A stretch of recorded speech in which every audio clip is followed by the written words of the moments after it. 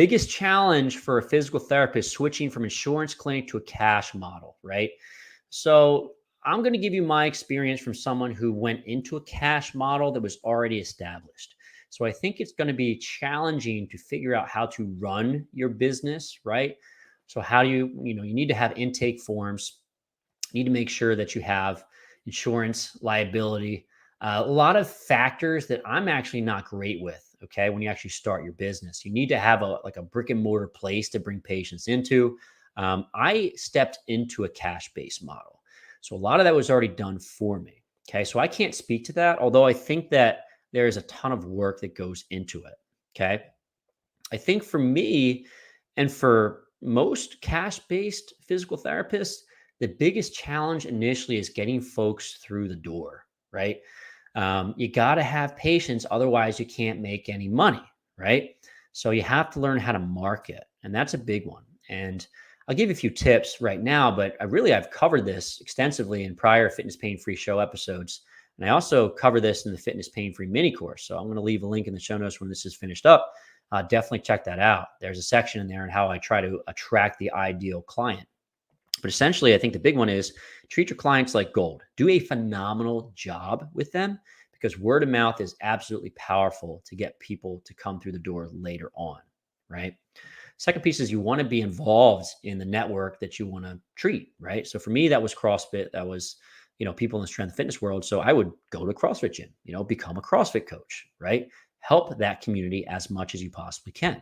It may mean giving kind of talks on the weekends about injury prevention, maybe do free injury prevention screens. Maybe you're talking a bit about shoulder injury prevention. You're doing mobility workshops, whatever it is, you want to establish some credibility, right? The other thing I did a lot initially is I treated a lot of coaches for free, right? And this was extremely powerful, because if you have a CrossFit coach and they have some sort of pain problem, say, hey, come on in, we'll just treat you. Yeah, no charge, man. Just want to get you better. And they get better under your guidance. They will refer a ton of patients your way, right? Because it is a win-win situation for the coach. The coach is dealing with a lot of patients or a lot of clients that have pain problems. They don't know how to rehab them. It's not their job. So if they have a trusted physical therapist they can send their patients to, that is a phenomenal resource for them, right?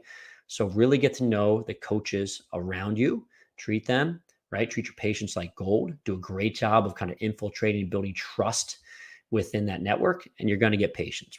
So here's what I want you to do next, guys. If you enjoyed this video so far, I have an entire course. It's free. It's called the Fitness Pain Free Mini Course. And we go over 3 lessons going to help you take a lot of this information that we went over so far and put it into practice. The first lecture is called Why We Need a Better System. So first and foremost, the way we treat fitness individuals, all right, athletic people in the gym from a physical therapy perspective is pretty much broke, okay? So we need a better system to serve the folks that are in the gym that get hurt. They want to get back to training, all right? Lecture number 2 is called 7 Reasons Why People Get Hurt in the Gym. And essentially, we have to know the reasons why people get hurt in the gym so we can keep them safe in the future, right? And when they get hurt, we have to know why and how to get them back to training in the gym. Okay, so a thorough understanding of this is very, very important. I actually have a really cool infographic that goes along with this lecture that you get for free as well. And lastly, we go over a case study of how to get someone out of pain and back to training. So these principles are all phenomenal, but we don't actually put it together and you don't understand how to create a program to get people back in the gym and keep them safe for the long term, then we lose, right? So I'll put a link in the show notes for this. It's a Fitness Pain Free Mini Course. Definitely check this out.